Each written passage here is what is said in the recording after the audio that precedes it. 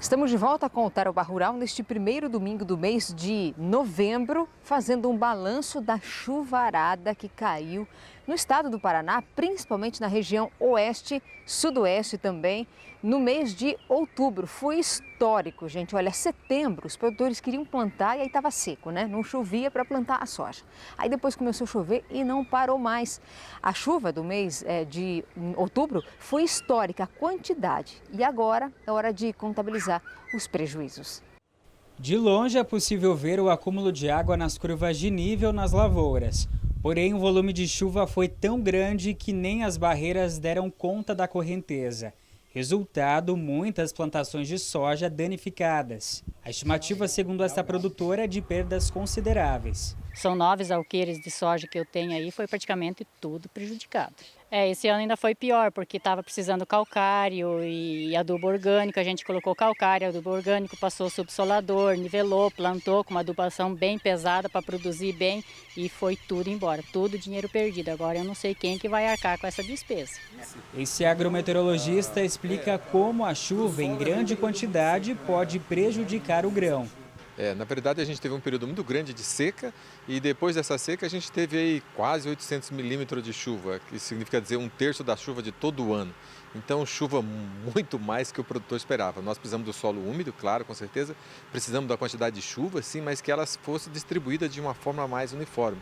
Então, esse volume grande de chuva, dependendo o solo, a declividade, o estágio da planta é relativamente muito pequeno, então há uma possibilidade muito grande da enxurrada ter levado aí algumas plantas, porque a raiz está na superfície, algumas pessoas que plantaram agora recentemente, pode ser que a semente fique enterrada e você tenha aí dificuldade para quem plantou mais recente, principalmente na emergência. Então foi um volume de chuva relativamente muito elevado, muito mais do que aquilo na realidade que normalmente se esperava.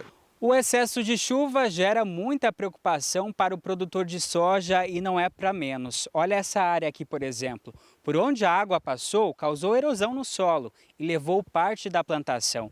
Aí, neste caso, o replantio é inevitável, o que significa prejuízos para o produtor. As plantas elas respiram pelas raízes. Então, se você tiver uma quantidade de dias consecutivo úmido, isso na realidade realmente atrapalha. Tanto é que essas plantas que ficam perto das curvas de nível, onde tem água, essas plantas rapidamente elas amarelam, porque ali tem pouco oxigênio e as plantas acabam morrendo. Então, essa quantidade de chuva que caiu, ela foi relativamente grande e a gente tem possibilidade, a gente está num período intermediário, a gente está na primavera, entre o inverno e o verão. Então a gente tem a possibilidade da ocorrência de grandes volumes de chuva ainda pela frente. E a chuva toda não deixou estragos só nas plantações de soja não, viu? Para quem tem tanques de peixe, também em alguns lugares tiveram prejuízos. Foi o caso de alguns produtores de espigão azul, próximo a Cascavel, né? Lá a água veio com tanta força que passou por cima de vários açudes. Prejuízos incalculáveis. Agora o trabalho é para cortar o tronco da árvore que caiu. O jeito é aproveitar a madeira, já que o estrago nesta propriedade foi grande. A esterqueira, onde ficam as vacas leiteiras, ficou alagada.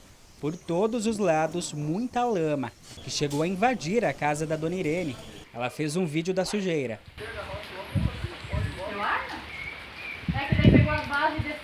É que ali assim não tem contenção de água nenhuma, nem do posto de saúde, da escola, das casas que tem na vila, das pessoas dos lotes, das áreas mais rural ali, ninguém tem contenção nenhuma. E ali vem vindo toda para minha lavoura, não tem o que segura. Então a prefeitura tem que tomar providência, tem que ver o meio ambiente, ou a Secretaria da Agricultura, alguém tem que fazer alguma coisa para conter aquela água ali, fazer uma tubulação para jogar no rio, porque aqui embaixo não tem mais condições. A vila está crescendo, crescendo e a água só aumenta e o prejuízo é cada vez maior só para o meu lado. Também no distrito Espigão Azul, mais estragos. A rede de energia elétrica ficou comprometida. Mais de 10 postes foram danificados ou derrubados pelo forte vento. Várias equipes da Copel trabalham para estabelecer energia nesta região. E às margens da BR-486, árvores foram arrancadas pela raiz. Por onde o vento passou, deixou marcas em muitas propriedades. A cena de destruição se repete. Com tanta água, outros danos.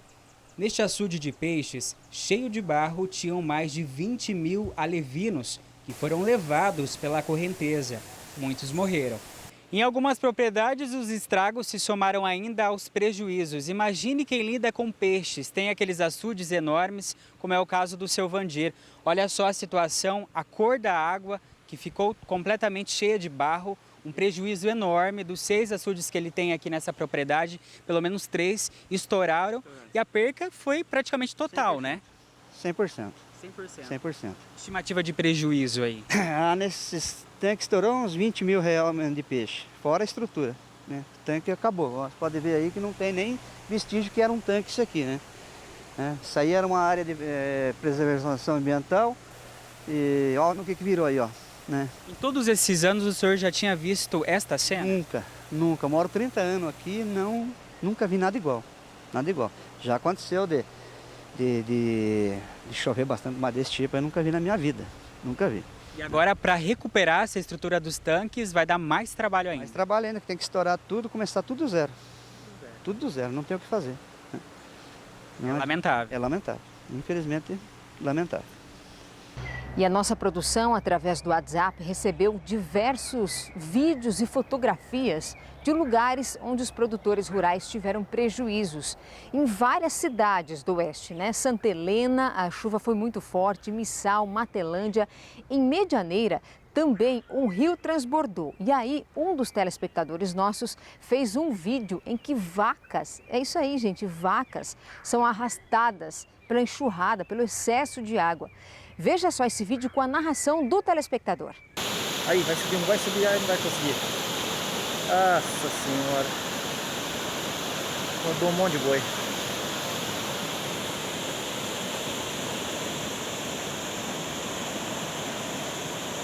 Caraca. Aí, mais um. Ai, bateu.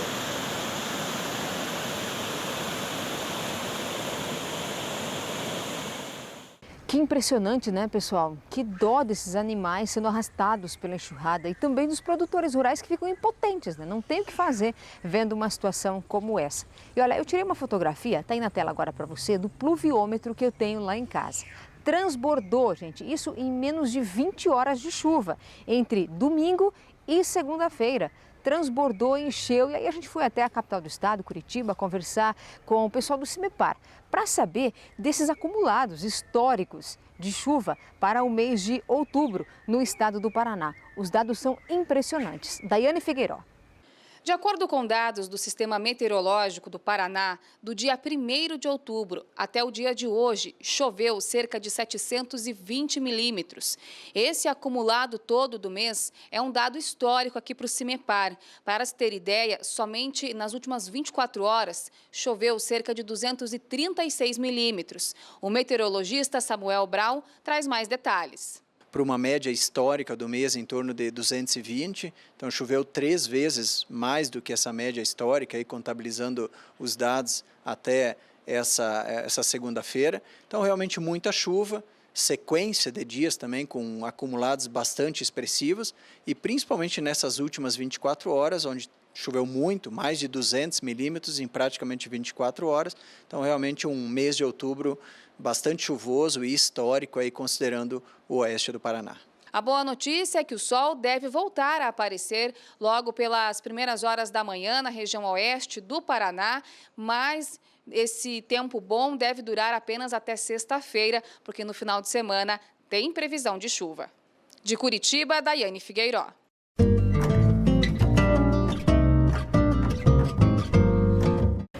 Olha aí a imagem do jacaré, tá dentro da água, aproveitando, sabe para quê? Para se refrescar, porque ao mesmo tempo que choveu bastante, também fez sol aí de segunda para cá, né, terça-feira, e aí os animais aproveitaram para se refrescar. Aqui no zoológico, nesse caso o jacaré, dentro da água.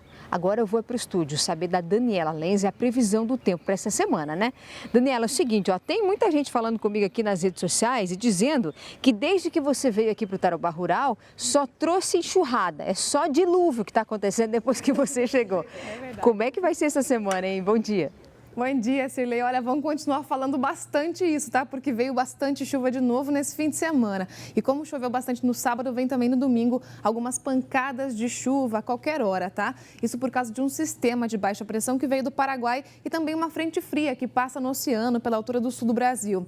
Esses dois sistemas se afastam agora, vão para o sudoeste do Brasil e por isso o tempo volta a ficar firme por aqui, tá? E como o centro dessa frente fria não estava sobre o continente, não sobra também a massa de ar frio para a gente. Isso quer dizer que também as temperaturas não vão cair demais. Na verdade, elas vão subindo gradativamente durante a semana, tá? Olha como ficam os termômetros, então, em Cascavel. Temperaturas hoje, o dia começou com 12, máxima de 20. Chove ainda, tá? Amanhã a promessa é de parar e as temperaturas vão subindo, ó. Segunda-feira, 21, 23, até 24 na quarta-feira. Vamos ver Londrina, como ficam os termômetros, então. Tem promessa de chuva ainda na segunda-feira, tá? Mas se vier chuva, é bem fraca, bem isolada, bem tranquila. Termômetros hoje, máxima de 24, amanhã cai um pouquinho, 22, justamente por causa do tempo fechado. E aí vai subindo até que quarta-feira chegar aos 24 graus também. Vamos ver a próxima cidade, então, como ficam os termômetros em Campo Mourão. Tem chuva também até segunda-feira, chuva mais fraca, tá, gente? Hoje a máxima chega aos 24, amanhã 23 e aí na quarta-feira já sobe bastante. A máxima chega aos 27 graus em Campo Mourão e semana que vem eu volto com mais informações do tempo. Olha o peixe aí na sua tela, nadando de boa, também aproveitando o dia, né? E a gente aqui no Tarobá Rural daqui a pouco vai ter uma reportagem para falar sobre o início da piracema. Pessoal, não pode pescar mais algumas espécies de peixe em rios. Quais são esses peixes? Até quando vai a piracema? Os detalhes daqui a pouco no Tarobá Rural. E vamos falar também sobre como fazer a enxertia, né, em pés de jabuticaba. É uma dúvida de um telespectador que nos enviou e a gente foi atrás da resposta daqui a pouco no Tarobá Rural.